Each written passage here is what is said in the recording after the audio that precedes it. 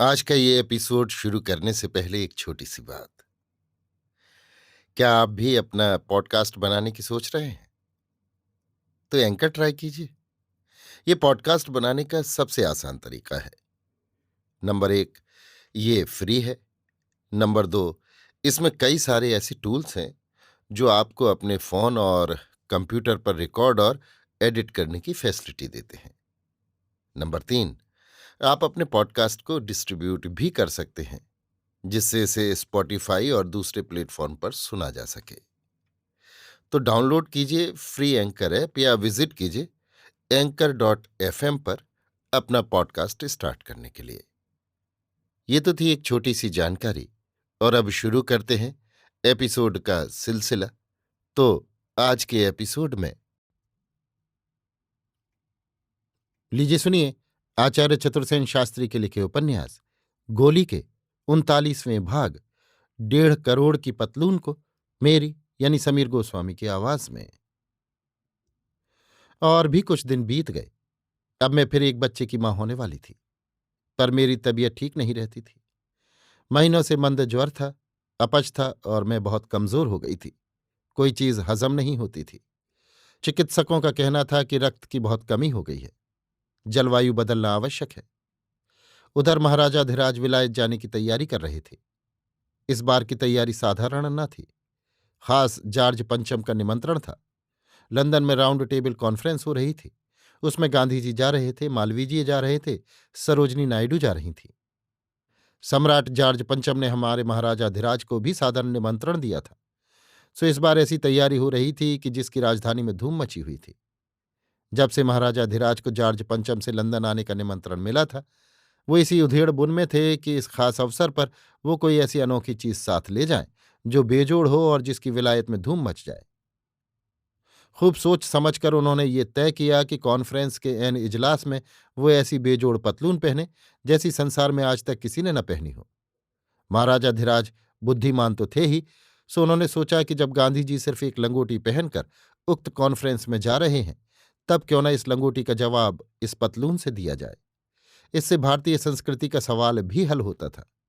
भारत के शिरोमणि दो ही जाति के पुरुष हैं, एक संत दूसरी राजा। गांधी जी संत हैं, वो लंगोटी पहनकर जाएंगे, तो हम राजा हैं, हम पतलून पहनेंगे। जैसे उस राजसभा में गांधी जी की लंगोटी अद्वितीय होगी, वैसे ही हमारी पतलून।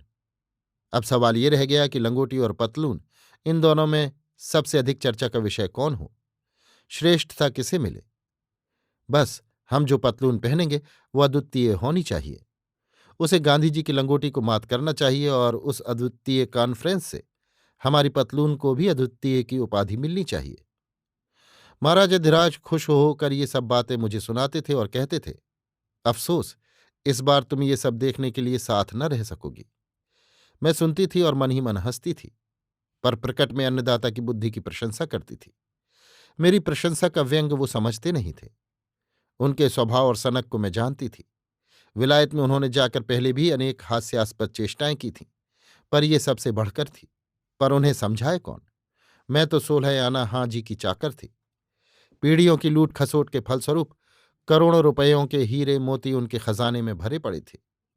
कीमती रत्नों के संग्रह का उन्हें शौक था। गत बार विलायत में उनका प्रदर्शन भी किया था। उस प्रदर्शनी की अखबारों में प्रशंसा भी छपी थी। वो भी उनकी इस सनक में जोर लगा रही थी। सो पतलून बनी। बनारस के खास कारीगरों को ऑर्डर देकर उन्होंने सोने के ठोस तारों और चीन के महीन रेशम का कपड़ा पतलून के लिए तैयार कराया। वो कपड़ा दिन के प्रकाश में सूर्य की तरह चमकता था। पतलून बंबई की एक अंग्रेजी फर्म में एक फ्रांसीसी कारीगर दर्जी से सिलाई गई थी। जब पतलून सिलकर आ गई, तब उस पर दिल्ली के बाहर से चतुर कारीगरों को रियासत में बुलवाकर हीरे मोती जवाहरात टकवाए गए। इन कारीगरों ने रात दिन 50 संगीनधारी पहरेदारों के पहरे में परिश्रम करके ये रत्नाकर चोबी और सलमे के सहारे पतलून में टांके। सुना कि कुल जमा 1.5 करोड़ रुपयों की लागत पतलून पर बैठी है। पतलून को देख देख कर महाराजा धीराज खुश थे।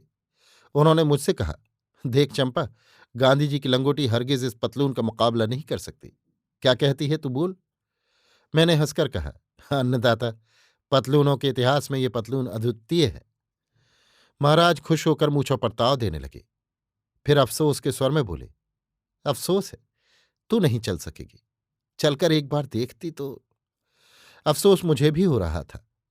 आखिर इस अनोखी हिमाकत की विलायत में कैसी फजीहत होती है, ये देखना मैं अवश्य चाहती थी, पर लाचार थी। इस समय मैं ये यात्रा कर ही नहीं सकती थी। यात्रा के लिए इस बार एक खास जहाज समूचा ही किराए पर लिया गया था। पतलून की चोरी न हो जाए, इस अंदेशे से बहुत से पुलिस अफसर और सिपाही तो तैनात किए ही गए थे। लंदन के स्कॉटलैंड यार्ड से भी 8 मुस्तैद अफसर मांगे गए थे। परंतु अफसोस कि राजा साहब वो पतलून वहां पहनने का शौक पूरा न कर सके। सम्राट के प्रति शाही अदब और एटिकेट सिखाने वाले अंग्रेज एटिकेट मिनिस्टर से जब पतलून की चर्चा चली, तब उसने पतलून को देखकर साफ कह दिया कि ये पतलून नहीं पहन सकते। इस बात पर बहुत हुज्जत भी हुई। महाराज ने कहा, क्यों नहीं पहन सकते? एटिकेट के खिलाफ है। लेकिन गांधी जी कैसे लंगोटी पहन सकते हैं? वो पहन सकते हैं। वो एटिकेट के खिलाफ क्यों नहीं है?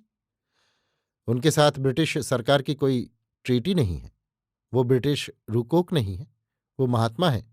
वो बादशाह के प्रतिष्ठित मेहमान हैं। मैं भी प्रतिष्ठित मेहमान हूं, पर आप बादशाह के अधीन करद राजा हैं। तो इससे क्या? इंग्लैंड से हमारे बाप दादों ने कोई ऐसी ट्रीटी नहीं की है कि हम अपनी मनचाही पतलून न पहन सकेंगे। ना सही, पर यह एटिकेट के खिलाफ है। वहां आपको किस अवसर पर कैसी पोशाक पहननी होगी, इसका विचार मैंने कर लिया है, और उसकी तैयारी का ऑर्डर मैंने लंदन की एक प्रसिद्ध फर्म को दे दिया है। वहां पहुंचते ही पोशाकें मिल जाएंगी। लेकिन मैं ये पतलून पहनकर खास इजलास में जाना चाहता हूं। ऐसा नहीं हो सकता। क्यों नहीं हो सकता? कहा तो एटिकेट के खिलाफ है। फिर भी यदि पहनूं तो लंदन के लोग आपको पागल समझेंगे, आपका मजाक उड़ाएंगे। ये तो सरासर बदतमीजी है। बदतमीजी नहीं, एटिकेट है। और भी बहुत बहस हुई, पर एटिकेट मिनिस्टर ने किसी तरह हामी नहीं भरी। महाराज सख्त नाराज हो गए। उनका लंदन जाने का सारा उत्साह ठंडा हो गया। उन्होंने ठंडी सांस लेकर कहा, फिर तो मेरा लंदन जाना ही बेकार है। बेकार क्यों है? मैं ये पतलून तो वहां पहन ही नहीं सकूंगा। लेकिन आप एक काम कर सकते हैं, चतुर एटिकेट मिनिस्टर ने हंसकर कहा। वो क्या? लंदन से वापसी में आप अपनी रियासत में एक जलसा करके वो पतलून पहन सकते हैं। महाराज ने पूछा, ये एटिकेट के खिलाफ नहीं होगा? जी नहीं, हिंदुस्तान में एटिकेट का कोई सवाल ही नहीं है।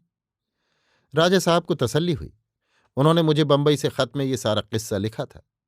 खत के अंत में लिखा था, अफसोस चंपा, मेरा दिल बुझ गया और लंदन जाने का मेरा सारा उत्साह ठंडा पड़ गया। भला सोच तो, जब मैं वहां ये पतलून ही न पहन सकूंगा, तब मेरा वहां जाना ही बेकार है। मगर कोई बात नहीं, लंदन में न सही, वहां से वापसी में जबरदस्त दरबार करूंगा और यही पतलून पहनूंगा। अभी आप सुन रहे थे आचार्य चतुर्सेन शास्त्री के लिखे उपन्यास गोली के 39वें भाग 1.5 करोड़ की पतलून को, मेरी यानी समीर गोस्वामी की आवाज में।